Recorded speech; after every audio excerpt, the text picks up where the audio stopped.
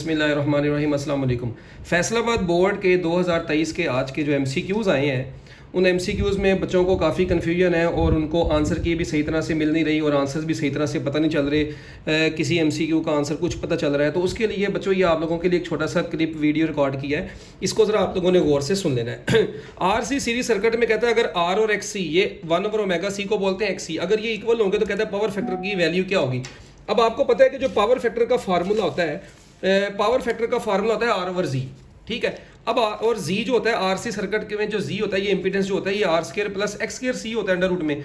तो अब उसने खुद बोल दिया आर और एक्स सी इक्वल है, तो मैंने एक्स सी की जगह पे आर पुट कर दिया, ये r square plus r square 2 r square बन गया। अंडर रूट से इसको बाहर निकाला, ये कट गया तो 1/√2 आपका आंसर था। तो वेरी सिंपल से एमसीक्यू था, इसका आंसर था 1/√2। कई बच्चे ये गलत कर चुके हैं। Next, a moving hole is equivalent to a moving. अब इसका जो आंसर बुक की लाइन है उसका आंसर है moving charge, positive charge. Moving hole is equivalent to a moving positive charge. अब यहाँ पे ऑप्शन होना चाहिए था पॉजिटिव चार्ज का, वो ऑप्शन नहीं है, इसलिए इस एमसीक्यू में कंफ्यूजन है। और कई बच्चे इसका आंसर पॉजिटिव आयन कह रहे हैं, कई प्रोटॉन कह रहे हैं, कोई पॉजिट्रॉन कह रहे हैं। वो तीनों अपने लिहाज से सही है किसी एंड तक, ठीक है। तो ज़्यादातर जो इसका आंसर मार्केट में चल रहा है अभी तक के लिहाज से वो पॉजिट्रॉन है, बट इसका आंसर मेरे ख्याल में बोर्ड में हर बच्चे को ग्रेस मार्क इसका मिलेगा क्योंकि इसके तीनों ऑप्शन आंसर बन सकते हैं। Next MCQ, pulsating DC generated by a rectifier can be made smooth by using filter circuit. आपको पता है कैपेसिटर लगा होता है इसमें। Due to high open loop gain a small potential difference at input saturates output voltage of operational amplifier. Book lines हैं ये। उसके बाद a black body is a perfect absorber and radiator, beta answer इसका। Positron was discovered in cosmic raise में वो discover हुआ था। Energy of orbital electron जो होती है बच्चों को हमेशा फिक्स होती है। ये बोहर का अगर आपको याद हो कि पोस्टुलेट था डिस्क्रीट स्टेशनरी ऑर्बिट्स, ठीक है, कि हर ऑर्बिट में जब इलेक्ट्रॉन होता है तो उसकी जो एनर्जी होती है वो फिक्स्ड होती है। नेक्स्ट एमसीक्यू कहता है 1/12 of carbon 1/12 of mass of carbon 12 isotope is called 1 AMU। 1 U इसका आंसर था। Next, the ratio of decayed fraction to undecayed fraction after 3 half life. अच्छा, अब डिकेड टू अनडिकेड पूछी है। डिकेड एटम्स की fraction का फॉर्मूला है 1 - 1/2 की पावर n, जबकि अनडिकेड का फॉर्मूला है 1/2 की पावर n। अब n यहाँ पे उसने क्वेश्चन में आपको 3 बोल दिया है, ठीक है, तो मैंने यहाँ पर 3 पुट कर दिया, तो वो 2 की पावर 3 जो होता है वो 8 होता है। ये 7/8 आया, ये 1/8 आया, जब ये 8 से कट गया तो 7/1 आपका आंसर आ गया। उसके बाद if a positive point charge is moving away from a point the absolute potential at that point. Absolute potential का फार्मूला आता है V = KQ/R। तो V का डिस्टेंस के साथ इनवर्स रिलेशन है। आप जैसे दूर जाते जाएंगे V क्या होता जाएगा, कम होता जाएगा। इसका आंसर था डिक्रीज।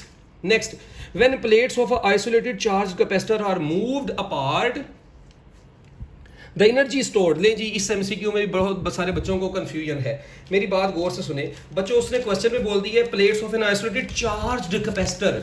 जब चार्ज्ड कैपेसिटर बोल दी इसका मतलब बैटरी आपने कनेक्ट की कैपेसिटर को चार्ज किया हुआ है। तो चार्ज्ड कैपेसिटर की एनर्जी का फार्मूला 1/2 Q² होता है, ये आपने पढ़ा हुआ है।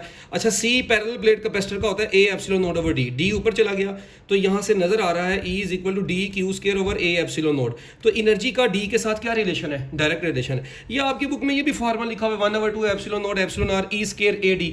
इस फार्मूले में भी तो आप देखें ना, जब आप उसके डिस्टेंस को जस्ट डबल करें ना, आपने एरिया को चेंज किया ना, आपने इलेक्ट्रिक फील्ड को डिस्टर्ब किया भी, तो D को डबल करेंगे तो E ने भी क्या हो जाना है, डबल हो जाना है। इसका मतलब है जब प्लेट्स के दरमियान डिस्टेंस बढ़ जाएगा तो जो चार्जेस को स्टोर करने वाली मतलब जो उनकी एनर्जी है वो क्या हो जाएगी, चार्जेस के पास जो एनर्जी है वो पहले से बढ़ सकती है। तो इसका आंसर है इंक्रीज ही, ठीक है। तो ये इससे आपने कंफ्यूज नहीं होना। Next MCQ, which one is a unipolar medium. अब इसके 2 आंसर बन सकते हैं, मेटल भी बन सकता है, एक्सट्रिंसिक सेमीकंडक्टर भी बन सकता है, क्योंकि मेटल में भी फ्री इलेक्ट्रॉन्स होते हैं। आपको पता है इलेक्ट्रोलाइट में आपको पता है पॉजिटिव और नेगेटिव आयंस दोनों होते हैं। गैसेज में जो आयनाइज्ड गैस जो होती है उसमें भी आयंस हैं और फ्री इलेक्ट्रॉन्स होते हैं। तो एक्सट्रिंसिक सेमीकंडक्टर क्योंकि ये होते हैं इम्प्योर, मतलब इनकी जब हम डोपिंग कर देते हैं, डोपिंग करके या पी टाइप बनता है या सिर्फ एन टाइप बनता है। तो अब पी टाइप में जो कंडक्शन है वो पॉजिटिव से होती है, एन टाइप में कंडक्शन इलेक्ट्रॉन से होती है। तो उस लिहाज से ये भी यूनिपोलर बन सकता है, ये भी यूनिपोलर मेटल्स। हाँ, बट मेटल हम सिंपली ये कहते हैं कि मेटल में फ्री इलेक्ट्रॉन्स होते हैं, तो उनमें कंडक्शन सिर्फ इलेक्ट्रॉन्स की वजह से होती है, इसलिए हम इसका आंसर ये मेटल्स लगा देते हैं। बट इसका आंसर एक्सट्रिंसिक सेमीकंडक्टर भी हो सकता है। बोर्ड में हो सकता है इन दोनों वाले बच्चों को नंबर मिल जाए, बाकी जो बोर्ड पॉलिसी बनाएगा वो देखी जाएगी। फिर उसके बाद मैग्नेटिक फील्ड, आपको पता है किसी भी करंट कैरिंग कंडक्टर की जो मैग्नेटिक फील्ड होती है उसका फॉर्मूला होता है B = μ0I/2 πr। तो यहाँ से क्लियरली नजर आ रहा है कि B का I के साथ डायरेक्ट रिलेशन और R के साथ क्या रिलेशन है, इनवर्स रिलेशन है। तो इसका आंसर है beta. in galvanometer radial magnetic field ensures that iron cylinder and magnetic field lines are always parallel. magnetic field क्योंकि आपको पता है इसमें जो टॉर्क होता था, टॉर्क इज इक्वल टू नायाब कोस अल्फा. अब इस फार्मूले में जो अल्फा ये angle between plane of the coil and magnetic field होता है, ये प्लेन ऑफ द कॉइल और मैग्नेटिक फील्ड पैरेलल होती है तो टॉर्क मैक्सिमम होता था. और हम मैग्नेटिक फील्ड बनाते ही रेडियल इसलिए थे ताकि उसकी प्लेन मैग्नेटिक फील्ड के पैरेलल रहे.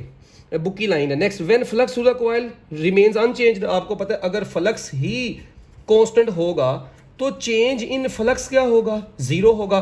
तो ईएमएफ इंड्यूस भी फैराडेज लॉ के मुताबिक क्या आएगी, जीरो ही आएगी. उसके बाद कहता है unit of self inductance. Basically अब वहां पे इंडक्शन का वर्ड लिखा है तो आपको कंफ्यूज होने की जरूरत नहीं है. ऑप्शन में नन ऑफ दीज तो लिखा नहीं हुआ, इसका मतलब है कि आप यही इसको सेल्फ इंडक्टेंस ही कंसीडर करेंगे. तो अब वोल्ट सेकंड पर एम्पेयर भी उसका यूनिट है, वेबर पर एम्पेयर भी, जूल पर स्क्वायर एम्पेयर भी. वोल्ट पर सेकंड एम्पेयर इसका यूनिट नहीं है, ठीक है. पहले वाले का आंसर जीरो था तो इसका आंसर है वोल्ट पर सेकंड एम्पेयर.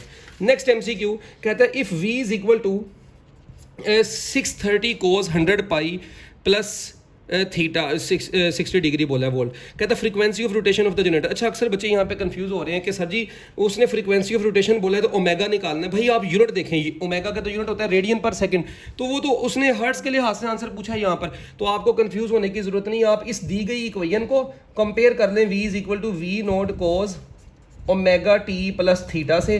तो जब आप कंपेयर करेंगे तो ओमेगा यहाँ से बराबर आएगा 100 पाई के. अब ओमेगा आपको पता है कि बराबर होता है 2 पाई एफ के इज इक्वल टू 100 पाई. तो यहाँ से आप बहुत आसानी से जब फ्रीक्वेंसी की वैल्यू निकालेंगे तो आपके पास फ्रीक्वेंसी की वैल्यू आ जाएगी 50 हर्ट्ज. तो इसमें भी आपको कंफ्यूज होने की ज़रूरत नहीं है, ये सिंपल से एमसीक्यू था आपके लिए. तो देख जी बच्चों, ये आप लोगों के बोर्ड के आज के पेपर के एमसीक्यू से मैं उम्मीद करता हूँ कि सारे बच्चों के अच्छे हुए होंगे एमसीक्यूज. बेस्ट ऑफ लक, अल्लाह हाफिज़.